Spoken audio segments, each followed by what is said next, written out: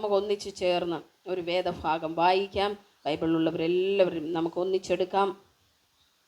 യോഹന്നാൻ എഴുതിയ സുവിശേഷം അതിൻ്റെ 19 അധ്യായം നമുക്ക് ഒരുമിച്ച് ചേർന്ന് വായിക്കാം. ബൈബിളിലുള്ളവരെല്ലാവരും ചേർന്ന് വായിക്കണം കേട്ടോ. നമുക്ക് ഒരുമിച്ചാണ് നമ്മൾ വായിക്കാനായി പോകുന്നത്. ഹല്ലേലൂയ.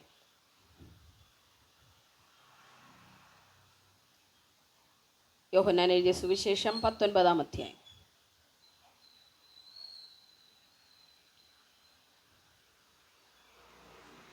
ഒരുമിച്ച് നമുക്കിപ്പോൾ വായിക്കാം. അനന്തരം പീലാത്തോസ് യേശുവിനെ കൊണ്ടുപോയി വാറുകൊണ്ട് അടിപ്പിച്ചു. പടയാളികൾ മുള്ളുകൊണ്ട് ഒരു കിരീടം മെടഞ്ഞ് അവൻ്റെ തലയിൽ വെച്ചു ധൂമ്രവസ്ത്രം ധരിപ്പിച്ചു. അവൻ്റെ അടുക്കൽ ചെന്ന്, യഹൂദന്മാരുടെ രാജാവേ, ജയ ജയ എന്ന് പറഞ്ഞ് അവനെ കന്നത്തടിച്ചു. പീലാത്തോസ് പിന്നെയും പുറത്തു വന്ന്, ഞാൻ അവനിൽ ഒരു കുറ്റവും കാണുന്നില്ല എന്ന് നിങ്ങൾ അറിയേണ്ടതിന് അവനെ നിങ്ങളുടെ അടുക്കൽ ഇതാ പുറത്തു കൊണ്ടുവരുന്നു എന്ന് പറഞ്ഞു. അങ്ങനെ യേശു മുൾക്കിരീടവും ധൂമ്രവസ്ത്രവും ധരിച്ച് പുറത്തു വന്നു. പീലാത്തോസ് അവരോട്, ആ മനുഷ്യൻ ഇതാ എന്ന് പറഞ്ഞു. മഹാപുരോഹിതന്മാരും ചേകവരും അവനെ കണ്ടപ്പോൾ, ക്രൂശിക്ക ക്രൂശിക്ക എന്ന് ആർത്തു വിളിച്ചു. പീലാത്തോസ് അവനോട്, നിങ്ങൾ അവനെ കൊണ്ടുപോയി ക്രൂശിപ്പിൻ, ഞാനോ അവനിൽ കുറ്റം കാണുന്നില്ല എന്ന് പറഞ്ഞു. യഹൂദന്മാർ അവനോട്, ഞങ്ങൾക്കൊരു ന്യായപ്രമാണമുണ്ട്, അവൻ തന്നെത്താൻ ദൈവപുത്രനാക്കിയതുകൊണ്ട് ആ ന്യായപ്രമാണപ്രകാരം അവൻ മരിക്കേണ്ടതാകുന്നു എന്ന് ഉത്തരം പറഞ്ഞു. ഈ വാക്ക് കേട്ടിട്ട് പീലാത്തോസ് ഏറ്റവും ഭയപ്പെട്ടു. പിന്നെയും ആ സ്ഥാനത്തിൽ ചെന്ന്, നീ എവിടെ നിന്നാകുന്നു എന്ന് യേശുവിനോട് ചോദിച്ചു. യേശു ഉത്തരം പറഞ്ഞില്ല. പീലാത്തോസ് അവനോട്, നീ എന്നോട് സംസാരിക്കുന്നില്ലയോ? എനിക്ക് നിന്നെ ക്രൂശിപ്പാൻ അധികാരമുണ്ടെന്നും നിന്നെ വിട്ടയപ്പാൻ അധികാരമുണ്ടെന്നും നീ അറിയുന്നില്ലയോ എന്ന് ചോദിച്ചതിനെ യേശു അവനോട്, മേലിൽ നിന്ന് നിനക്ക് കിട്ടിയിട്ടില്ല എങ്കിൽ എൻ്റെ മേൽ നിനക്ക് ഒരധികാരവും ഉണ്ടാകുകയില്ലായിരുന്നു. അതുകൊണ്ട് എന്നെ നിന്റെ പക്കൽ ഏൽപ്പിച്ചവന് അധികം പാപമുണ്ട് എന്ന് ഉത്തരം പറഞ്ഞു. ഇത് നിമിത്തം പീലാത്തോസ് അവനെ വിട്ടയപ്പാൻ ശ്രമിച്ചു. യഹൂദന്മാരോ, നീ ഇവനെ വിട്ടയച്ചാൽ കൈസരുടെ സ്നേഹിതനല്ല, തന്നെത്താൻ രാജാവാക്കുന്നവനെല്ലാം കൈസരോട് മത്സരിക്കുന്നുവല്ലോ എന്ന് ആർത്തു പറഞ്ഞു. ഈ വാക്ക് കേട്ടിട്ട് പീലാത്തോസ് യേശുവിനെ പുറത്തു കൊണ്ടുവന്നു. കൽത്തളമെന്നും എബ്രായ ഭാഷയിൽ ഗബ്ബത എന്നും പേരുള്ള സ്ഥലത്ത് ന്യായാസനത്തിൽ ഇരുന്നു. അപ്പോൾ പെസഹയുടെ ഒരുക്കനാൾ ഏകദേശം 6 മണി നേരമായിരുന്നു. അവൻ യഹൂദന്മാരോട്, ഇതാ നിങ്ങളുടെ രാജാവ് എന്ന് പറഞ്ഞു. അവരോ, കൊന്നുകളക കൊന്നുകളക, അവനെ ക്രൂശിക്ക എന്ന് നിലവിളിച്ചു. നിങ്ങളുടെ രാജാവിനെ ഞാൻ ക്രൂശിക്കണമോ എന്ന് പീലാത്തോസ് അവരോട് ചോദിച്ചു. അതിന് മഹാപുരോഹിതൻ, ഞങ്ങൾക്ക് കൈസരല്ലാതെ മറ്റൊരു രാജാവില്ല എന്ന് ഉത്തരം പറഞ്ഞു. അപ്പോൾ അവർ അവനെ ക്രൂശിക്കേണ്ടതിന് അവർക്ക് ഏൽപ്പിച്ചു കൊടുത്തു. അവർ യേശുവിനെ കയ്യേറ്റു. അവൻ താൻ തന്നെ ക്രൂശിനെ ചുമന്നുകൊണ്ട് എബ്രായ ഭാഷയിൽ ഗോൽഗൊഥ എന്നു പേരുള്ള തലയോടിടം എന്ന സ്ഥലത്തേക്ക് പോയി. അവിടെ അവർ അവനെയും അവനോടുകൂടെ വേറെ 2 ആളുകളെയും, ഒരുത്തനെ അപ്പുറവും ഒരുത്തനെ ഇപ്പുറത്തും യേശുവിനെ നടുവിലുമായി ക്രൂശിച്ചു. പീലാത്തോസ് ഒരു മേലെഴുത്തും എഴുതി ക്രൂശിന്മേൽ പതിപ്പിച്ചു. അതിൽ, നസ്രയനായ യേശു, യഹൂദന്മാരുടെ രാജാവ് എന്നെഴുതിയിരുന്നു. യേശുവിനെ ക്രൂശിച്ച സ്ഥലം നഗരത്തിന് സമീപമാകയാൽ അനേകം യഹൂദന്മാർ ഈ മേലെഴുത്ത് വായിച്ചു. അത് എബ്രായ, റോമ, യവന ഭാഷകളിൽ എഴുതിയിരുന്നു. ആകയാൽ യഹൂദന്മാരുടെ മഹാപുരോഹിതന്മാർ പീലാത്തോസിനോട്, യഹൂദന്മാരുടെ രാജാവ് എന്നല്ല, ഞാൻ യഹൂദന്മാരുടെ രാജാവ് എന്ന് അവൻ പറഞ്ഞു എന്നത്രേ എഴുതേണ്ടത് എന്ന് പറഞ്ഞു. അതിനു പീലാത്തോസ്, ഞാൻ എഴുതിയത് എഴുതി എന്നുത്തരം പറഞ്ഞു. പടയാളികൾ യേശുവിനെ ക്രൂശിച്ച ശേഷം അവൻ്റെ വസ്ത്രം എടുത്ത് ഓരോ പടയാളികൾക്ക് ഓരോ പങ്കായിട്ട് 4 പങ്കാക്കി. അങ്കിയും എടുത്തു. അങ്കിയോ തുന്നലില്ലാതെ മേൽതൊട്ട് അടിയോളം മുഴുവനും നെയ്തതായിരുന്നു. ഇത് കീറരുത്, ആർക്ക് വരും എന്ന് ചീട്ടിടുക എന്ന് അവർ തമ്മിൽ പറഞ്ഞു. എൻ്റെ വസ്ത്രം അവർ പകുത്തെടുത്ത് എൻ്റെ അങ്കിക്കായി ചീട്ടിട്ടു എന്നുള്ള തിരുവഴുത്തിന് ഇതിനാൽ നിവർത്തി വന്നു. പടയാളികൾ ഇങ്ങനെയൊക്കെയും ചെയ്തു. യേശുവിൻ്റെ ക്രൂശിനരികെ അവൻ്റെ അമ്മയും അമ്മയുടെ സഹോദരിയും ക്ലയോപ്പാവിൻ്റെ ഭാര്യ മറിയയും മഗ്ദലക്കാരത്തി മറിയയും നിന്നിരുന്നു. യേശു തൻ്റെ അമ്മയും താൻ സ്നേഹിച്ച ശിഷ്യനും നിൽക്കുന്നത് കണ്ടിട്ട്, സ്ത്രീയെ, ഇതാ നിന്റെ മകൻ എന്ന് അമ്മയോട് പറഞ്ഞു. പിന്നീട് ശിഷ്യനോട്, ഇതാ നിന്റെ അമ്മ എന്ന് പറഞ്ഞു. ആ നാഴിക മുതൽ ആ ശിഷ്യൻ അവളെ തൻ്റെ വീട്ടിൽ കൈക്കൊണ്ടു. അതിനുശേഷം സകലവും തികഞ്ഞിരിക്കുന്നു എന്ന് യേശു അറിഞ്ഞിട്ട് തിരുവഴുത്ത് നിവർത്തിയാകും വണ്ണം എനിക്ക് ദാഹിക്കുന്നു എന്ന് പറഞ്ഞു. അവിടെ പുളിച്ച വീഞ്ഞു നിറച്ചൊരു പാത്രം വെച്ചിട്ടുണ്ടായിരുന്നു. അവർ ഒരു പോങ് പുളിച്ച വീഞ്ഞു നിറച്ച് ഈസോപ്പ് തണ്ടിന്മേൽ ആക്കി അവൻ്റെ വായോട് അടുപ്പിച്ചു. യേശു പുളിച്ച വീഞ്ഞു കുടിച്ച ശേഷം നിവർത്തിയായി എന്ന് പറഞ്ഞ് തല ചായ്ച്ച് ആത്മാവിനെ ഏൽപ്പിച്ചു കൊടുത്തു. അന്ന് ഒരുക്കനാളും ആ ശബത്ത് നാൾ വലിയതുമാകൊണ്ട് ശരീരങ്ങൾ ശബത്തിൽ ക്രൂശിന്മേൽ ഇരിക്കരുത് എന്ന് വെച്ച് അവരുടെ കാലൊടിച്ചെടുപ്പിക്കണമെന്ന് യഹൂദന്മാർ പീലാത്തോസിനോട് അപേക്ഷിച്ചു. ആകയാൽ പടയാളികൾ വന്ന് ഒന്നാമത്തവൻ്റെയും അവനോടുകൂടെ ക്രൂശിക്കപ്പെട്ട മറ്റേവൻ്റെയും കാലൊടിച്ചു. അവർ യേശുവിൻ്റെ അടുക്കൽ വന്ന് അവൻ മരിച്ചുപോയി എന്ന് കാണുകയാൽ അവൻ്റെ കാൽ ഒടിച്ചില്ല. എങ്കിലും പടയാളികളിൽ ഒരുത്തൻ കുന്തം കൊണ്ട് അവൻ്റെ വിലാപ്പുറത്ത് കുത്തി. ഉടനെ രക്തവും വെള്ളവും പുറപ്പെട്ടു. ഇത് കണ്ടവൻ സാക്ഷ്യം പറഞ്ഞിരിക്കുന്നു. അവൻ്റെ സാക്ഷ്യം സത്യമാകുന്നു. നിങ്ങളും വിശ്വസിക്കേണ്ടതിന് താൻ സത്യം പറയുന്നു എന്ന് അവൻ അറിയുന്നു. അവൻ്റെ ഒരസ്ഥിയും ഒടിഞ്ഞു പോകുകയില്ല എന്നുള്ള തിരുവഴുത്ത് നിവർത്തിയാകേണ്ടതിന് ഇത് സംഭവിച്ചു. അവർ കുത്തിയവങ്കലേക്ക് നോക്കും എന്ന് മറ്റൊരു തിരുവഴുത്തും പറയുന്നു. ഹല്ലേലൂയ. അനന്തരം യഹൂദന്മാരെ പേടിച്ചിട്ട് രഹസ്യത്തിൽ യേശുവിൻ്റെ ഒരു ശിഷ്യനായിരുന്ന അരിമത്ഥ്യയിലെ യോസഫ് യേശുവിൻ്റെ ശരീരം എടുത്തുകൊണ്ടു പോകാൻ പീലാത്തോസിനോട് അനുവാദം ചോദിച്ചു. പീലാത്തോസ് അനുവദിക്കിയാൽ അവൻ വന്ന് അവൻ്റെ ശരീരം എടുത്ത് ആദ്യം രാത്രിയിൽ അവൻ്റെ അടുക്കൽ വന്ന് നിക്കോമദോസും ഏകദേശം 100 റാത്തൽ 100 മകിലും കൊണ്ടുള്ള ഒരു കൂട്ട് കൊണ്ടുവന്നു.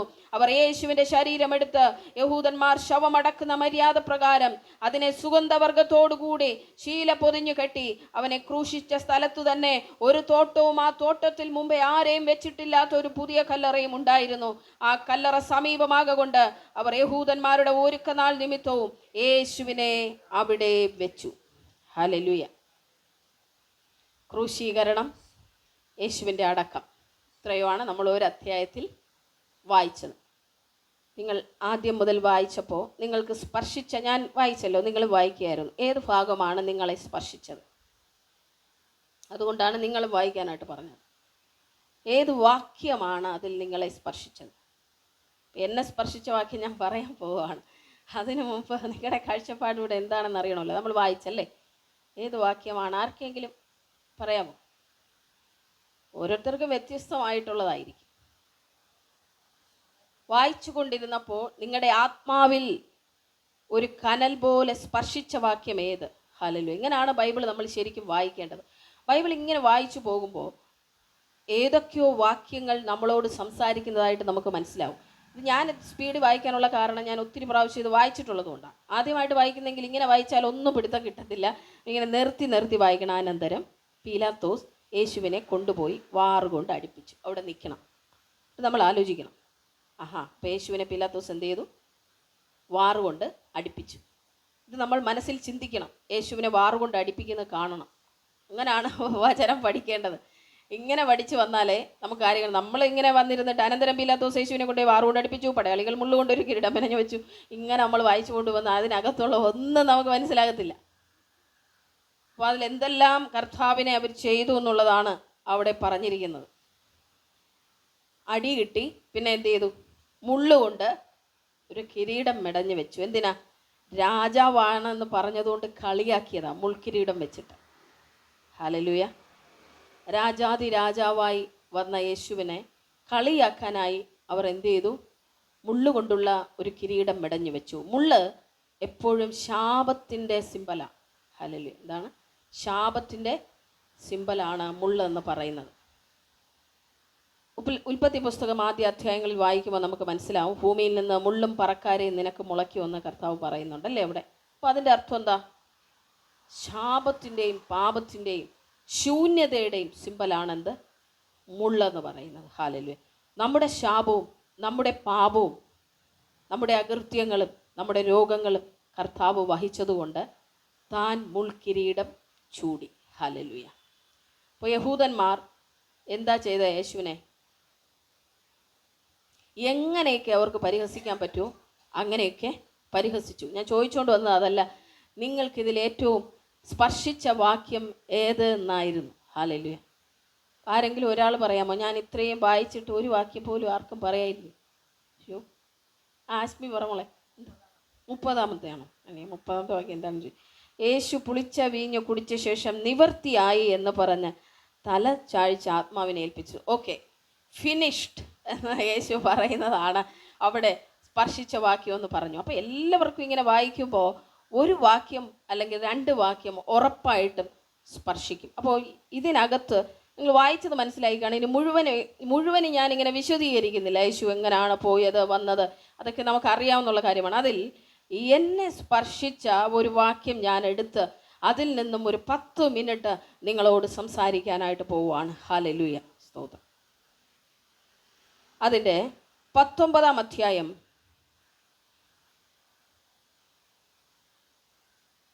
21-22 വാക്യങ്ങൾ. ആകയാൽ യഹൂദന്മാരുടെ മഹാപുരോഹിതന്മാർ പീലാത്തോസിനോട്, യഹൂദന്മാരുടെ രാജാവ് എന്നല്ല, ഞാൻ യഹൂദന്മാരുടെ രാജാവ് എന്ന് അവൻ പറഞ്ഞു എന്നത്രേ എഴുതേണ്ടതെന്ന് പറഞ്ഞു. അതിന് പീലാത്തോസ്, ഞാൻ എഴുതിയത് എഴുതി എന്ന് ഉത്തരം പറഞ്ഞു. ഹല്ലേലൂയ. നിങ്ങൾക്ക് എന്താ മനസ്സിലായി? ഒന്നും മനസ്സിലായില്ല. ശ്രദ്ധിച്ചോ, എന്താണ് ക്രൂശിൽ എഴുതിയിരുന്നത്? എന്താണ് ക്രൂശിൽ എഴുതാനായിട്ട് മഹാപുരോഹിതന്മാർ പറഞ്ഞത്?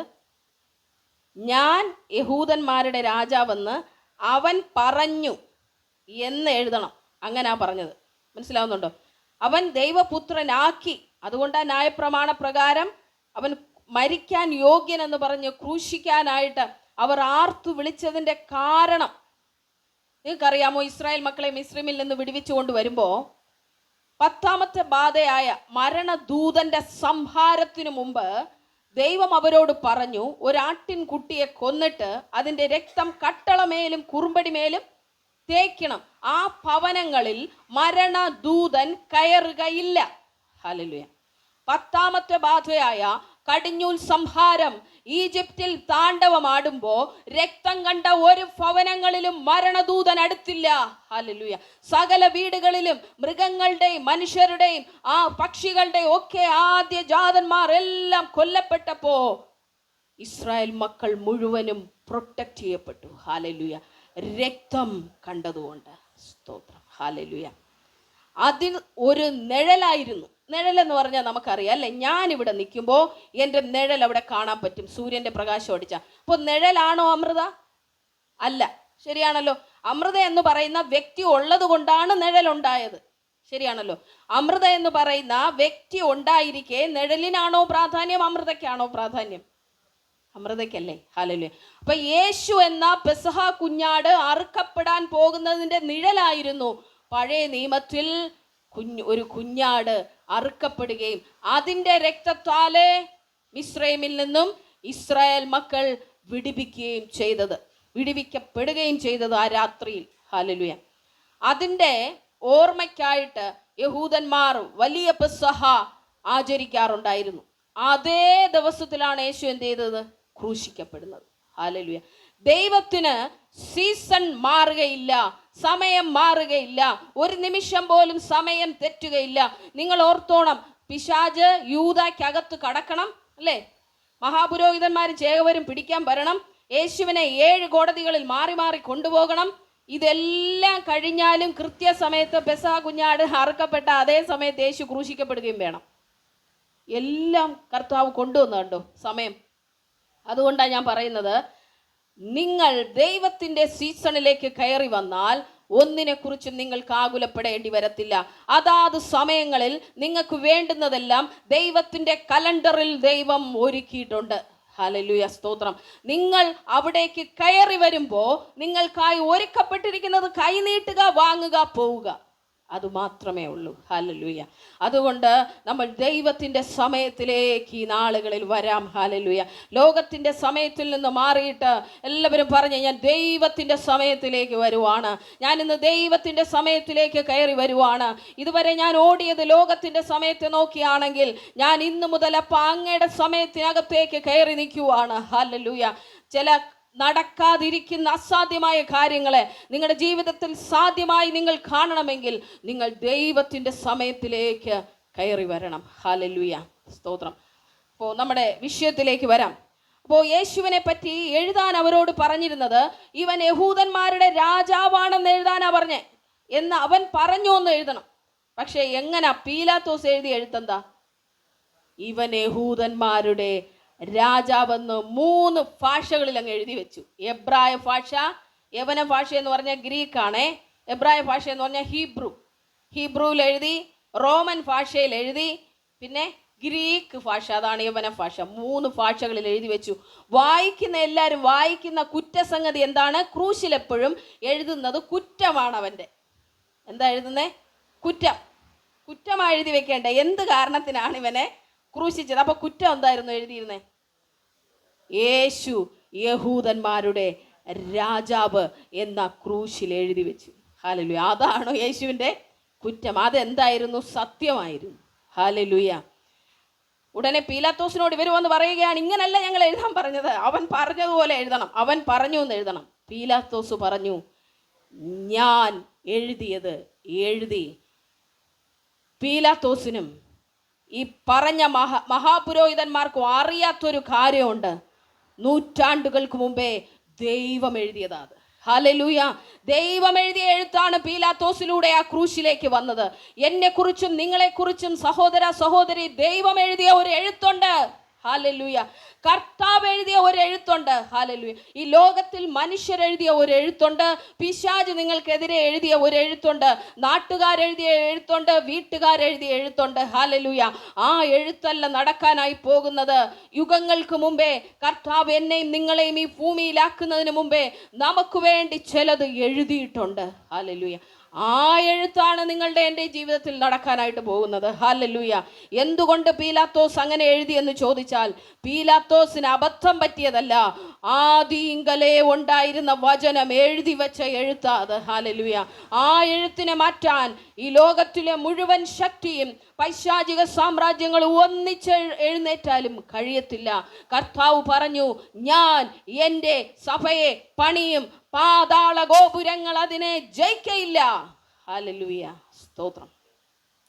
നിങ്ങളുടെ ജീവിതത്തിൽ എന്തെല്ലാം പ്രശ്നങ്ങൾ പിശാച് ഉണ്ടാക്കിയാലും, എന്തെല്ലാം സാഹചര്യങ്ങൾ പ്രതികൂലമായി മാറിയാലും, ദൈവം എഴുതിയ എഴുത്തു മാത്രമേ സംഭവിക്കുകയുള്ളൂ. ഹല്ലേലൂയ. ദൈവം നിങ്ങളെക്കുറിച്ചും എന്നെക്കുറിച്ചും എഴുതിയിട്ടുള്ളത് മാത്രമേ സംഭവിക്കുകയുള്ളൂ. അവൻ ഒത്തിരി പ്രശ്നങ്ങൾ കൊണ്ടുവരാം, ഒത്തിരി പ്രതികൂലങ്ങൾ കൊണ്ടുവരാം, എല്ലാം തീർത്ത് കളയാൻ വേണ്ടി നോക്കാം. ഹല്ലേലൂയ. എങ്കിലും ദൈവം നിങ്ങൾക്കും എനിക്കും വേണ്ടി ഒന്ന് എഴുതിയിട്ടുണ്ട്. യേശു യഹൂദന്മാരുടെ രാജാവാണെങ്കിൽ രാജാവായി യേശു 3-ാം നാൾ പുറത്തു വന്നു. ഹല്ലേലൂയ. അടച്ചു വെക്കാൻ സാധ്യമല്ല. ഹല്ലേലൂയ. എൻ്റെ നിങ്ങളുടെ ഉള്ളിൽ നിന്ന് വ്യാപരിക്കുന്നത് ആ പുനരുത്ഥാനത്തിൻ്റെ ശക്തിയാണ്, പരിശുദ്ധാത്മാവിൻ്റെ ശക്തിയാണ്. ആ ശക്തിയെ പിടിച്ചടക്കാൻ ഇന്ന് ഒരു മനുഷ്യനോ ഒരു പിശാചിനോ സാധ്യമല്ല. ഹല്ലേലൂയ. എല്ലാറ്റിനെയും പൊളിച്ച് നമ്മൾ ഉയർത്തെഴുന്നേൽക്കും. കാരണം എന്താ? യേശുവിനെ ഉയർപ്പിച്ച ശക്തിയാണ് എന്നിലും നിങ്ങളിലും ഉള്ളത്. ഹല്ലേലൂയ. ആ ശക്തിയുടെ മേല് കല്ലറയ്ക്കകത്ത് വെച്ച് നമ്മളെ അടയ്ക്കാൻ നോക്കിയാലോ, പ്രതിസന്ധി കൊണ്ട് നമ്മളെ മൂടാൻ നോക്കിയാലോ, ഇരുട്ട് കൊണ്ട് മൂടാൻ നോക്കിയാലോ ഒന്നും സാധ്യമല്ല. ഹല്ലേലൂയ. നിങ്ങൾ തീയുടെ പുറത്ത് തീയെ മൂടി വയ്ക്കാൻ നോക്കിയാൽ എന്തേലും വെച്ച് തീയെ മൂടാൻ പറ്റുമോ? എന്തുകൊണ്ടാ? എല്ലാം കരിച്ചുകൊണ്ട് തീ പുറത്തു വരും. ഹല്ലേലൂയ. ഏതായാലും തീയിൽ ഉരുകാത്ത ഒന്നുമില്ല. അതുകൊണ്ട് ഒരു സീസണിൽ ഒരു പക്ഷേ നിങ്ങളെ പിശാചിന് പിടിച്ചു വെക്കാൻ പറ്റുമായിരിക്കും, ഒതുക്കി വെക്കാൻ പറ്റുമായിരിക്കും. എന്നാൽ അടുത്ത സീസണിൽ നിങ്ങൾക്ക് പുറത്തു വരാനുള്ള സമയമാണ്. ഹല്ലേലൂയ. എത്ര പേർ വിശ്വസിക്കുന്നു? കർത്താവ് നമ്മളോട് പറഞ്ഞതുപോലെ നമ്മുടെ സീസണിനെ ദൈവം മാറ്റാനായിട്ട് പോവുകയാണ്. നമ്മുടെ അവസ്ഥകളെ കർത്താവ് മാറ്റുവാനായിട്ട് പോവുകയാണ്. ഈ ഉപവാസ പ്രാർത്ഥനയിൽ നമ്മൾ 3 ദിവസം ദൈവസന്നിധിയിൽ ഇരിക്കുമ്പോൾ ഞാൻ എഴുതിയത് എഴുതി, ദൈവം നിങ്ങൾക്ക് വേണ്ടി എഴുതി വെച്ച എഴുത്തുകൾ ഈ നാളുകളിൽ വരട്ടെ. ഹല്ലേലൂയ. എബ്രായർക്ക് എഴുതിയ ലേഖനം അതിൻ്റെ 9-ാം അധ്യായം 18 മുതൽ 28 വരെയുള്ള വാക്യങ്ങൾ വായിക്കുമ്പോൾ അവിടെയുള്ള ഒരു കാര്യം മാത്രം ഞാനൊന്ന് പറയാനായിട്ട് ആഗ്രഹിക്കുക. എബ്രായർക്ക് എഴുതിയ ലേഖനം അതിൻ്റെ 9-ാം അധ്യായം 18 മുതൽ 28 വരെയുള്ള വാക്യങ്ങൾക്കകത്ത്, thank you lord, thank you Jesus. ആരെങ്കിലും എടുത്തെങ്കിലും ഒന്ന് വായിക്കാമോ? എബ്രായർക്ക് എഴുതിയ ലേഖനം 9 അതിൻ്റെ 18 മുതൽ. ആ, ആദ്യ നിയമവും രക്തം കൂടാതെ പ്രതിഷ്ഠിച്ചതല്ല. അത് ഏതാ ആദ്യ നിയമം? പഴയ നിയമം. ആ, രക്തം കൂടാതെ പ്രതിഷ്ഠിച്ചതല്ല. ആ, വായിച്ചോ സിസ്റ്റർ. ആ ആ ആ ആ അപ്പോൾ ആരുടെ മേലൊക്കെയാ രക്തം തളിച്ചത്? ആരുടെ മേല? ആ പുസ്തകങ്ങളുടെ മേലും ജനത്തിൻ്റെ മേലും എന്തൊക്കെയാ തളിച്ചത്? വെള്ളവും രക്തവും കൂടെ മിക്സ് ചെയ്തിട്ട്, ഈസോപ്പ് തണ്ട് എന്ന് പറഞ്ഞാൽ ഒരു ചെടിയുടെ തണ്ടാണ്, ബ്രഷ് പോലെ ചതച്ചെടുക്കാൻ പറ്റിയ ഒരു തണ്ട്. ആ തണ്ടിന്മേൽ മുക്കി എല്ലാവരുടെ മേൽ തളിച്ചിട്ട്, ആ പറഞ്ഞു, വായിച്ചു.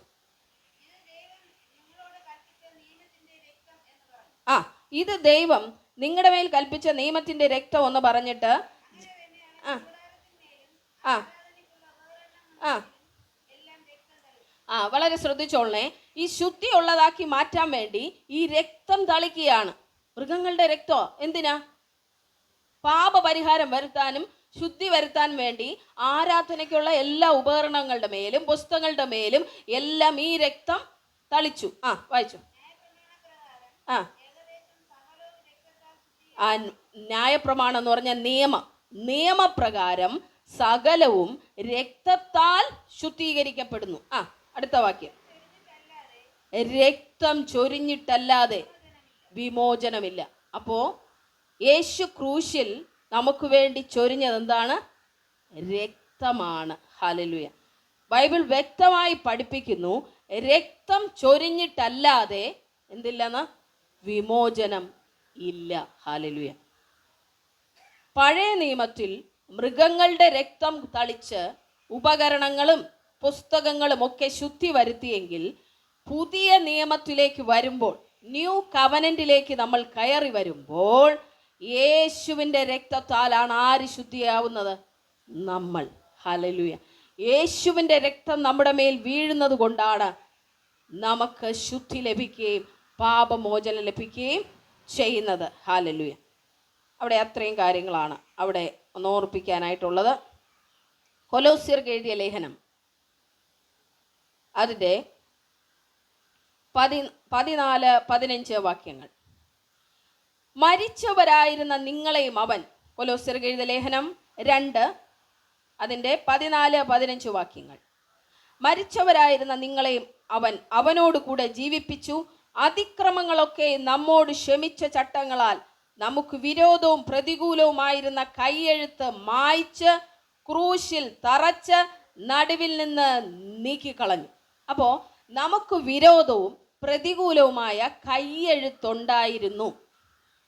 എന്തായിരുന്നു ആ കൈയെഴുത്ത്? നമുക്ക് വിരോധവും പ്രതികൂലമായിരുന്ന കൈയെഴുത്ത് എന്തായിരുന്നു?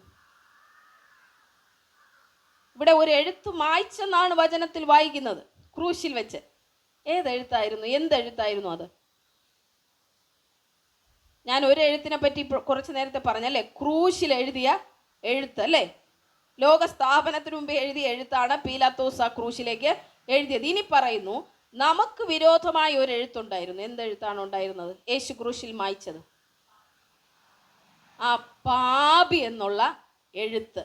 പാപത്തിൻ്റെ ശമ്പളമായ മരണവും പാപവും മനുഷ്യനിലേക്ക് കടന്നപ്പോൾ പാപി എന്നുള്ള എഴുത്ത് കാരണം പിശാചിന് നമ്മൾ അടിമകളായിരുന്നു. പാപത്തിന് അടിമകളായിരുന്നു. പിശാച് പറയുന്നതെല്ലാം നമ്മൾ കേൾക്കാൻ ബാധ്യസ്ഥരായിരുന്നു. ഹല്ലേലൂയ. എന്നാൽ ക്രൂശിൽ ഒന്നുകൂടി ആ വാക്യം വായിച്ച്, നമ്മോട് ക്ഷമിച്ച ചട്ടങ്ങളാൽ നമുക്ക് വിരോധവും പ്രതികൂലവുമായിരുന്ന കൈയെഴുത്ത് മായ്ച്ച്, എന്ത് ചെയ്തെന്നാ പറയുന്നത്? നമുക്ക് വിരോധമായിരുന്ന പ്രതികൂലമായിരുന്ന കൈയെഴുത്തിനെ മായ്ച്ച് ക്രൂശിൽ തറച്ച് നടുവിൽ നിന്ന് നീക്കിക്കളഞ്ഞു. വാഴ്ചകളെയും അധികാരങ്ങളെയും ആയുധവർഗം വെപ്പിച്ചു. ആരായി വാഴ്ച? ആരായി അധികാരങ്ങൾ? ആരാ? പിശാചല്ലേ. പിശാചിനെ അവൻ്റെ സൈന്യത്തെയുമാണ് പറയുന്നത്. വാഴ്ചകൾ, അധികാരങ്ങൾ എന്ന് പറയുമ്പോൾ പവേഴ്സ് ആൻഡ് പ്രിൻസിപ്പാലിറ്റീസ്, ഡൊമീനിയൻസ് അങ്ങനെ പറഞ്ഞ് പിശാചിൻ്റെ ഗണങ്ങൾ ഒത്തിരി ഉണ്ട്. നമുക്കിപ്പോൾ ഒരു പോലീസ് സ്റ്റേഷനിൽ ചെന്നാൽ PC ഉണ്ട്, സാധാരണ കോൺസ്റ്റബിൾ അല്ലേ? അതുപോലാണോ അതിന് മുകളിലുള്ള SI എന്ന് പറയുന്നത്? അതിന് മുകളിൽ പിന്നെ ആരുണ്ട്? DOSP ആണോ? CI, circle inspector. അത് കഴിഞ്ഞ് DOSP അല്ലേ? അത് കഴിഞ്ഞ് വേറെ ആളുണ്ട് അല്ലേ? അതിന് മുകളിലേക്കുണ്ട്. അതുപോലെ പൈശാചിക മണ്ഡലങ്ങൾക്കും അങ്ങനെയുണ്ട്. ദൂതന്മാരുടെ കാറ്റഗറിയിലും അങ്ങനെ ഉണ്ട്. വീണുപോയ ദൂതന്മാരിലും ഉണ്ട്. മനസ്സിലാവുന്നുണ്ടോ? അപ്പോൾ ശക്തിയും അധികാരമുള്ള ഡിഫറെൻറ്റ് കാറ്റഗറിയിലും ഓഫീസിലും ഉള്ള പൈശാചിക മണ്ഡലങ്ങളുണ്ട്. ഇതിനെല്ലാം ആയുധവർഗം വെപ്പിച്ചു, അവരുടെ മേൽ ജയോത്സവം കൊണ്ടാടി.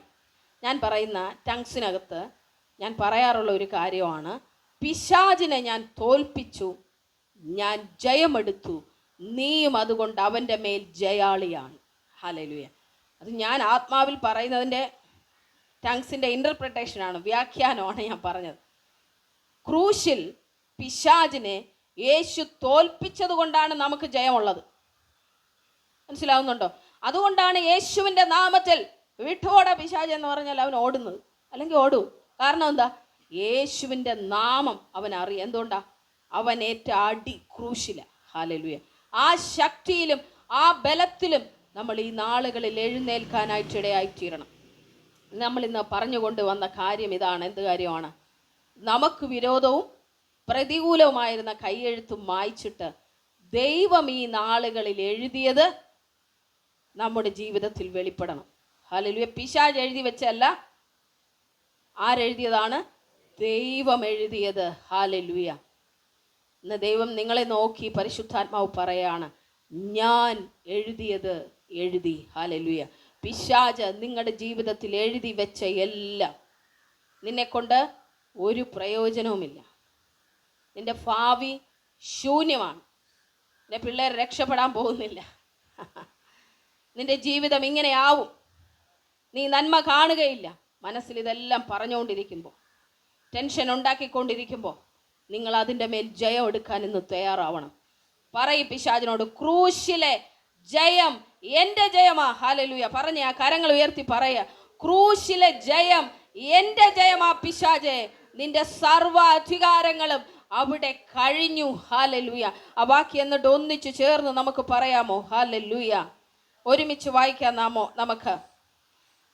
അവൻ പറഞ്ഞോ, അവൻ മരിച്ചവരായിരുന്ന നമ്മെയും അവനോടുകൂടെ ജീവിപ്പിച്ചു, അതിക്രമങ്ങളൊക്കെയും നമ്മോട് ക്ഷമിച്ച ചട്ടങ്ങളാൽ നമുക്ക് വിരോധവും പ്രതികൂലവുമായിരുന്ന കൈയെഴുത്ത് മായ്ച്ച് ക്രൂശിൽ തറച്ച് നടുവിൽ നിന്ന് നീക്കിക്കളഞ്ഞു. വാഴ്ചകളെയും അധികാരങ്ങളെയും ആയുധവർഗം വെപ്പിച്ച് ക്രൂശിൽ അവരുടെ മേൽ ജയോത്സവം കൊണ്ടാടി അവരെ പരസ്യമായ കാഴ്ചയാക്കി. ഹല്ലേലൂയ. Thank you Jesus. പറഞ്ഞേ, നന്ദി കർത്താവേ. അതുകൊണ്ട് പിശാചിനും അവൻ്റെ ദൂതന്മാർക്കും എൻ്റെ മേൽ ഒരു അവകാശവും ഇല്ല. ഹല്ലേലൂയ. സ്തോത്രം. ഈ ബലത്തോടെ നിങ്ങൾ പറയാനായിട്ട് ഇടയായി തീരണം. ഓരോ പ്രതിസന്ധി വരുമ്പോഴും, ഓരോ സാഹചര്യങ്ങൾ വരുമ്പോഴും ചിലർ പറയാറില്ലേ, ഇതാണല്ലോ എൻ്റെ തലവര, ഇതാണല്ലോ എൻ്റെ തലയിലെഴുത്ത്. അല്ല. ഹല്ലേലൂയ. നിങ്ങൾക്ക് വേണ്ടി ദൈവം എഴുതിയ ഒരു എഴുത്തുണ്ട്. ഹല്ലേലൂയ. ഇവൻ എൻ്റെ പ്രിയപുത്രൻ. ഹല്ലേലൂയ. അങ്ങനെ ഒരു എഴുത്ത് നിങ്ങളുടെ മേൽ കിടപ്പുണ്ട്. ദൈവത്തിൻ്റെ പ്രിയ മക്കളായ നിങ്ങളെ ഒരു കള്ളപ്പിശാചിനും തൊട്ട് കളിക്കാൻ പറ്റത്തില്ല. കേട്ടോ തങ്കമ്മേ? പറ്റില്ല. അവൻ്റെ പദ്ധതികളെല്ലാം നമ്മൾ പൊളിക്കും. രാജ്മോൻ കേട്ടോ? ഹല്ലേലൂയ. അവൻ ഒന്നും ചെയ്യാനായിട്ട് പറ്റില്ല. അവൻ 4 വശവും ചകഞ്ഞ് നടക്കും. എങ്ങനെ ഇവൾക്ക് ടെൻഷൻ ഉണ്ടാക്കാം, ഇവൻ എങ്ങനെ ടെൻഷൻ ഉണ്ടാക്കാം, ഇവൻ്റെ മനസ്സിൽ എങ്ങനെ പ്രശ്നങ്ങൾ ഉണ്ടാക്കാം, എങ്ങനെ ഇവൻ്റെ ജീവിതത്തിൽ അടി ഉണ്ടാക്കാം, എങ്ങനെ ഇവനെ നശിപ്പിക്കാം. മോഷ്ടിപ്പാനും അറുപ്പാനും മുടിപ്പാനും അല്ലാതെ കള്ളൻ വരുന്നില്ലല്ലോ. അവന് ജീവൻ ഉണ്ടാകാനും സമൃദ്ധിയായിട്ടുണ്ടാകാനും അത്രേ ഞാൻ വന്നിരിക്കുന്നത്. ഹല്ലേലൂയ. അവൻ പറയുന്ന കള്ളത്തരങ്ങൾ കേട്ട് നിങ്ങൾ മനസ്സു തകർന്നവരായി പോകല്ലേ. ഹല്ലേലൂയ. അങ്ങനെയാണെങ്കിൽ യേശു ക്രൂശിൽ നേടിയ ജയം നമ്മുടെ ജയമാണെന്ന് നമുക്ക് പറയാൻ എങ്ങനെ പറ്റും? മനസ്സുകൊണ്ട് ധൈര്യപ്പെട്. ഹല്ലേലൂയ. പറ. നിങ്ങൾ വിചാരിക്കൂ എൻ്റെ മനസ്സിൽ തോന്നുന്നതല്ലേ, എൻ്റെ പ്രശ്നങ്ങളല്ലേ, എൻ്റെ ചിന്തകളല്ലേ? അങ്ങനെ ഒന്നുമല്ല. ഇതെല്ലാം പിശാച് ക്രിയേറ്റ് ചെയ്യുന്നതാണ് നമ്മുടെ മനസ്സിനെ തകർത്ത് കളയാനായിട്ട്. എന്തെങ്കിലും പ്രശ്നം വന്നാൽ നിങ്ങൾ പ്രാർത്ഥിക്കാൻ പറ്റുമോ? പിന്നെ മനസ്സിനൊരു കോൺസെൻട്രേഷൻ കിട്ടുമോ? ചെയ്യാനിരിക്കുന്ന ജോലി നന്നായിട്ട് ചെയ്യാൻ പറ്റുമോ? അതല്ലേ എപ്പോഴും ചിന്തിച്ചുകൊണ്ടിരിക്കത്തുള്ളൂ. എപ്പോഴും നമ്മുടെ ചിന്ത അതാവും. പിന്നെ അത് ഭാരമാകും, പിന്നെ അത് രോഗമാവും. ഹല്ലേലൂയ. നിങ്ങളെല്ലാ ചിന്തകളെയും വിടണമെന്ന്. എന്തുകൊണ്ടാ? ദൈവം എഴുതിയ ഒരു എഴുത്തുണ്ട്. എൻ്റെ ഭാവിയെപ്പറ്റി, എൻ്റെ കുഞ്ഞുങ്ങളെപ്പറ്റി, എൻ്റെ കുടുംബത്തെപ്പറ്റി, എന്നിലൂടെ ചെയ്യേണ്ട ദൈവിക പദ്ധതികളെപ്പറ്റി കർത്താവ് എഴുതിയ ഒരു എഴുത്തുണ്ട്. ആ എഴുത്തു മാത്രമേ എൻ്റെ ജീവിതത്തിൽ നടക്കത്തുള്ളൂ. പിശാച് എഴുതിയ എഴുത്തുകളെ ഡിലീറ്റ് ചെയ്തിരിക്കുന്നു. ഹല്ലേലൂയ. മായ്ച്ചു കളഞ്ഞിരിക്കുന്നു. യേശുവിൻ്റെ നാമത്തിൽ ഇന്നത്തെ ദിവസം അതിനെ മായ്ക്കുന്നു. ഹല്ലേലൂയ. നിങ്ങളുടെ ജീവിതത്തിൽ ദൈവത്തിൻ്റെ എഴുത്തുകൾ വെളിപ്പെടട്ടെ. കർത്താവ് ആദിയിലെ ഒരുക്കി വെച്ച നന്മകൾ നിങ്ങളുടെ ജീവിതത്തിലേക്ക് വെളിപ്പെടട്ടെ. Thank you lord, thank you Jesus. അപ്പോൾ ക്രൂശിൽ നമ്മുടെ ജയം എന്താണെന്ന് നമുക്കിന്ന് മനസ്സിലായല്ലേ? അപ്പോൾ എനിക്ക് എന്നെ സ്പർശിച്ച ഒരു വാക്യത്തിൽ നിന്നാണ് ഞാനിന്ന് നിങ്ങളോട് സംസാരിച്ചത്. അതിനകത്ത് ഒത്തിരി കാര്യങ്ങളുണ്ട്. നിങ്ങൾ വീട്ടിൽ പോയിട്ട് അത് വായിക്കണം. നിങ്ങളെ സ്പർശിക്കുന്നത് എന്താണ്? ഒരാൾ പറഞ്ഞു ഫിനിഷ്ഡ് വർക്ക്. അതാണ് അവിടെ സ്പർശിച്ച ഒരു കാര്യം. കർത്താവ് ക്രൂശിൽ നിവർത്തിയാക്കിയതിൻ്റെ പ്രോഡക്റ്റാണ് നമ്മൾ. ഹല്ലേലൂയ. അതിൻ്റെ ഫലമാണ്. സ്തോത്രം. നമ്മൾ ആ ജയത്തെ സ്വീകരിച്ച് ജീവിച്ചില്ലെങ്കിൽ അതുകൊണ്ട് ഒരു അർത്ഥവുമില്ലാതായി പോകും. യേശു നമുക്ക് വേണ്ടി മരിച്ചു എന്ന് പറഞ്ഞാൽ. ഹല്ലേലൂയ. അപ്പോൾ ആ ജയം നമ്മുടെ ജയമായിരിക്കണം. ഒന്നിലും നിങ്ങൾ തളർന്നു പോകരുത്, വിട്ടു കൊടുക്കരുത് നിങ്ങളുടെ ജീവിതം പിശാചിന്. നിങ്ങൾ തളർന്നാൽ അവിടെ പിശാച് ജയിക്കും. നിങ്ങൾ പാപം ചെയ്യുമ്പോൾ പിശാച് ജയിക്കും. ഹല്ലേലൂയ. അതിന് നിങ്ങൾ അനുവദിക്കരുത് സഹോദരങ്ങളെ. എന്തു വന്നാലും ഞാനായിരിക്കണം ജയാളി. പാപം ചെയ്യുന്നവനെല്ലാം പാപത്തിൻ്റെ അടിമയെന്നാണ് പറയുന്നത്. ബലഹീനത ഉള്ളവനെല്ലാം അതിൻ്റെ അടിമയായിപ്പോവും. നമുക്ക് ഇന്ന് ജയാളിയായി ജീവിതം നയിക്കാൻ നമ്മൾ ഒറ്റയ്ക്കല്ല. ആരുണ്ട് കൂടെ? നമ്മുടെ കൂടെ പരിശുദ്ധാത്മാവ്, യേശുവിൻ്റെ ആത്മാവ് നമ്മളോടൊപ്പം തന്നിട്ടുണ്ട്. ജയിച്ചവൻ്റെ ഭാഷ നമുക്കുണ്ട്, അന്യഭാഷയുടെ അഭിഷേകമുണ്ട്. നിങ്ങളുടെ മനസ്സിനെ കൂടെ നിങ്ങൾ ഈ നാളുകളിൽ കൊണ്ടുവരണം, പൂർണ്ണ ശക്തിയോടെ ബലപ്പെടുത്തിയിട്ട്.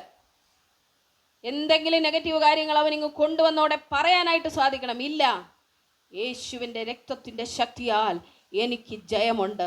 നിന്റെ എല്ലാ തന്ത്രങ്ങളും യേശു ക്രൂശിൽ തകർത്തതുകൊണ്ട് പറയാനായിട്ട് തയ്യാറാവണം. പക്ഷേ പിശാച് വലിയ തന്ത്രശാലിയാണെന്ന് നിങ്ങൾ മറന്നു പോകരുത്. അവൻ ശക്തിശാലിയൊന്നുമല്ല, തന്ത്രശാലിയാണ്. അതുകൊണ്ട് വചനം പറയുന്നു, അവൻ്റെ തന്ത്രങ്ങളെ നിങ്ങൾ അറിയാത്തവരല്ലല്ലോ, നിങ്ങൾ അവനോട് എതിർത്ത് നിൽപ്പിനെന്നാണ് പറയുന്നത്.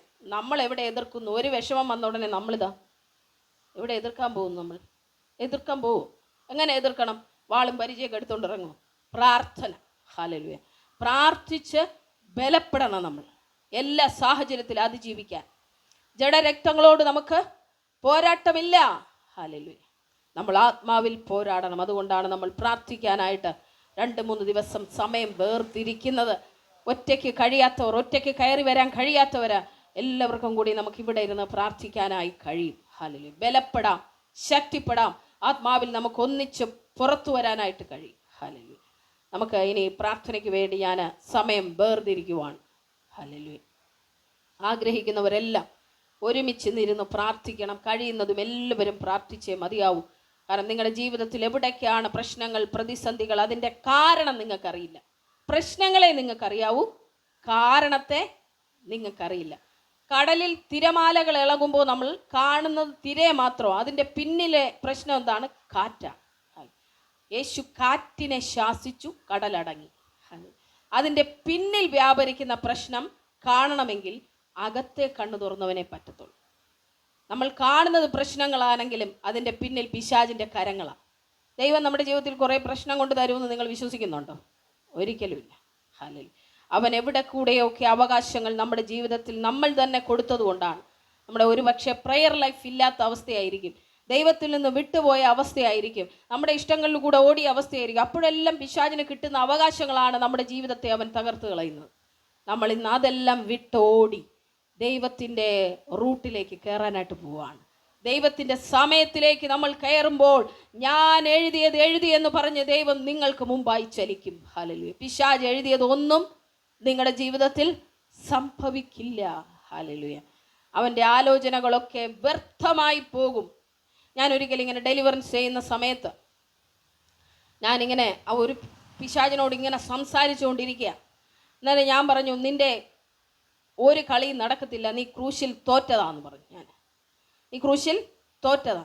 അപ്പോൾ പറയാനില്ല, ഞാൻ തോറ്റിട്ടില്ല. ഞാൻ പറഞ്ഞു, നീ തോറ്റതാ, ക്രൂശിൽ നീ തോറ്റത് കൊണ്ട്, ഞാൻ ജയിച്ചത് കൊണ്ട് നീ പോയേ മതിയാകുമെന്ന് പറഞ്ഞു. ഹല്ലേലൂയ. പിന്നെ ഒടുവിൽ പിശാച് പറഞ്ഞു, ഞാൻ പോകാം, പക്ഷേ ഞാൻ ഇനി വരും. അതെന്താ? ഞാൻ ചോദിച്ചു, അതെന്താ നീ പിന്നെയും വരുന്നത്? എനിക്കറിയാം ഞാൻ തോറ്റതാണെന്ന്, എനിക്കറിയാം എൻ്റെ അവസാനം, പക്ഷെ അവസാനം വരെ ഞാൻ ശ്രമിക്കും. അപ്പോൾ നിങ്ങളത് മനസ്സിലാക്കണം. പിശാചിന് ഒരു പണിയുമില്ല, അവന് മനസ്സിലാവുന്നുണ്ടല്ലോ. അവൻ നമ്മളൊക്കെ ജനിക്കുന്നതിന് മുമ്പേ ഇവിടെ ഉണ്ട്. ആദം വീഴുന്നതിന് മുമ്പേ ഉള്ളതാണെന്ന് നോക്കണം. അവൻ എത്ര മനുഷ്യരെ കണ്ടതാ, എത്ര തലമുറയെ കണ്ടതാ, എത്ര പേരെ അവൻ വീഴ്ത്തി. നിങ്ങളെയും എന്നെയും അവൻ വെറുതെ ഒന്ന് ട്രൈ ചെയ്ത് നോക്കും. നിങ്ങളും ഞാനും അനുവദിച്ചാൽ വീഴും. അനുവദിക്കാതിരിക്കണമെങ്കിൽ പ്രാർത്ഥനയിൽ കത്തി നിൽക്കണം. ആത്മീയ കൂട്ടായ്മകളുമായി ഒരു കണ്ണി നിങ്ങൾക്കുണ്ടാകണം. ഹല്ലേലൂയ. ആത്മാവിൽ എപ്പോഴും പ്രാർത്ഥിക്കുകയും ജാഗരിക്കുകയും വേണം. മനസ്സിൻ്റെ കൺട്രോൾ പൂർണ്ണമായും പരിശുദ്ധാത്മാവിന് കൊടുക്കണം.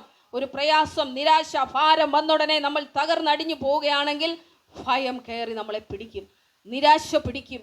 ഇനി ഒന്നും ചെയ്യാൻ കഴിയില്ലെന്നുള്ള തോന്നൽ നമുക്കുണ്ടാകാൻ തുടങ്ങും. അതുമതി, അവിടെ ഒരു വാതിൽ തുറന്നു കിട്ടി. അതുവഴി പിശാച് കയറും. സ്റ്റെപ്പ് ബൈ സ്റ്റെപ്പായിട്ട് നിങ്ങൾ ഈ ഉളുപ്പൻ എന്ന് പറയും നമ്മുടെ നാട്ടിലൊക്കെ, ഈ തടിക്കകത്ത് കയറുന്ന സാധനം നിങ്ങൾ കണ്ടിട്ടുണ്ടോ? നമ്മുടെ ഇവിടെ ഒരു സോഫ ഉണ്ടായിരുന്നു, ഇപ്പോൾ തിന്ന് അത് ഒടിഞ്ഞു വീണുപോയി. ഇരുന്നപ്പോഴാണ് അറിയുന്നത് അടിയിൽ എന്തുണ്ടായിരുന്നു, എന്നോ ഒരു ഉളുപ്പൻ അതിനകത്ത് കയറി അതിങ്ങനെ കരണ്ട് തിന്ന് തടി മുഴുവൻ തിന്നു കളഞ്ഞു. അതുപോലെ നമ്മുടെ ജീവിതത്തിൽ എവിടെയോ ഒരു മേഖല ബലഹീനപ്പെട്ടിരുന്നപ്പോൾ അതിനകത്തൂടി ഇവൻ കയറി വന്നു. നമ്മളറിയാതെ നമ്മളിങ്ങനെ ഊറ്റിയെടുത്ത് കൊണ്ടുപോയിക്കൊണ്ടിരിക്കും. നമ്മൾ ഒരു പ്രഭാതത്തിൽ ഒടിഞ്ഞു വീഴും. അങ്ങനെ വീഴാനല്ല നിങ്ങളെ എന്നെയും ദൈവം വിളിച്ചിരിക്കുന്നത്. ഏത് പ്രതിസന്ധി വന്നാലും, ഏത് പ്രയാസം വന്നാലും, ഏത് നിരാശ വന്നാലും ബലത്തോടെ നിൽക്കണം. ഹല്ലേലൂയ. Thank you lord. ബലത്തോടെ ധൈര്യപ്പെട്ട് പ്രാർത്ഥിച്ച് ശക്തിപ്പെട്ട് മുന്നോട്ട് പോകണം. ഒരു അഭിഷേകത്തിനായി നിങ്ങൾ ആഗ്രഹിക്കണം. അഭിഷേകം ഇല്ലെങ്കിൽ നമുക്ക് ശക്തിയുമില്ല. നിങ്ങൾ പരിശുദ്ധാത്മാവ് നിങ്ങളുടെ മേൽ വരുമ്പോൾ നിങ്ങൾക്ക് ശക്തി ലഭിച്ചിട്ടെന്ന വാക്യം. അപ്പോൾ ഒരു ശക്തി നമുക്ക് ഈ നാളുകളിൽ വേണം. നമ്മൾ ഇന്ന് പ്രാർത്ഥിക്കാനിരിക്കുന്നത് പരിശുദ്ധാത്മാവിൻ്റെ ഒരു വലിയ ബലം പ്രാപിക്കാൻ. എന്തിനാ? മുന്നോട്ടോടാൻ. ഹല്ലേലൂയ. എവിടേക്കോ കെട്ടിക്കിടക്കുന്ന അവസ്ഥയാണ് നമ്മുടെ ജീവിതത്തിൽ. ദൈവം അത് തുറന്നു വിടാൻ പോവുക. ഹല്ലേലൂയ. ആ കെട്ടുകളെ അഴിച്ച് കർത്താവ് തുറന്നു വിടാൻ പോവുകയാണ്. ആരൊക്കെ വിശ്വസിക്കുന്നുണ്ട് കർത്താവിൻ്റെ ജീവിതത്തിൽ അങ്ങനെ ഒരു അവസ്ഥ ചെയ്യാനായിട്ട് പോവാണെന്ന് വിശ്വസിക്കുന്ന എത്ര പേരുണ്ട്? കരങ്ങൾ ഉയർത്തി കർത്താവിനെ ഒന്ന് സ്തുതിക്കാമോ? കർത്താവേ, നന്ദി പറയുന്നു, എൻ്റെ ജീവിതത്തിലെ അവസ്ഥകൾ മാറ്റുന്നതിനായി നന്ദി. ഹല്ലേലൂയ. നമ്മളിപ്പോൾ ഒന്നിച്ച് പ്രാർത്ഥിക്കാൻ പോവുകയാണ്. അതിനുശേഷം നമ്മൾ ഒന്നിച്ച് ഒന്ന് ആരാധിക്കും. Thank you Lord. കർത്താവേ, നല്ല സമയത്തിനായി സ്തോത്രം. യേശുവിൻ നാമത്തിൽ അങ്ങയുടെ അത്ഭുത കരത്തിലേക്ക് എല്ലാ മക്കളെയും ഞങ്ങൾ ഏൽപ്പിച്ചു പ്രാർത്ഥിക്കുന്നു. കർത്താവേ, നമുക്ക് വിരോധവും പ്രതികൂലവുമായിരുന്ന കൈയെഴുത്ത് മായ്ച്ച് ക്രൂശിൽ തറച്ച് നടുവിൽ നിന്ന് നീക്കിക്കളഞ്ഞ് വാഴ്ചകളെ അധികാരങ്ങളെ ആയുധവർഗം വെപ്പിച്ച് ക്രൂശിൽ അവരുടെ മേൽ ജയോത്സവം കൊണ്ടാടിയ വലിയ കൃപയ്ക്കായി നന്ദി പറയുന്നു. കർത്താവേ, അങ്ങ് ഞങ്ങൾക്ക് വേണ്ടി അടിയേറ്റു, അങ്ങ് നിന്ദകൾ സഹിച്ചു. അപ്പാ കർത്താവേ, അങ്ങ് ഞങ്ങൾക്ക് വേണ്ടി അവസാന തുള്ളി രക്തം വരെയും ഊറ്റിത്തന്നല്ലോ. ഏതെല്ലാം അവസ്ഥകളിൽ കൂടി ഞങ്ങൾ കടന്നു പോയാലും അതിൽ നിന്നെല്ലാം ജയിക്കാനുള്ള ഒരു കൃപയാലും ശക്തിയാലും പ്രിയ മക്കളെ ദൈവം നിറയ്ക്കണമെന്ന് പ്രാർത്ഥിക്കുന്നു. പിശാചിനോട് എതിർത്ത് നിൽപ്പാൻ കഴിയേണ്ടതിന് കർത്താവെ ആത്മബലത്താലെ പ്രിയ മക്കളെ ഇന്ന് നിറയ്ക്കണമെന്ന് പ്രാർത്ഥിക്കുന്നു. യൂട്യൂബിൽ എന്നെ കണ്ടുകൊണ്ടിരിക്കുന്ന എല്ലാ മക്കൾക്കുമായി ഞാൻ പ്രാർത്ഥിക്കുകയാണ്. യേശുവിൻ്റെ നാമത്തിൽ ഒരു ദൈവിക ബലവും ശക്തിയും അവരുടെ ജീവിതത്തിലേക്ക് വ്യാപരിക്കട്ടെ. യേശുവിൻ നാമത്തിൽ തന്നെ പിതാവേ. ആമേൻ, ആമേൻ, ആമേൻ. ഹല്ലേലൂയ.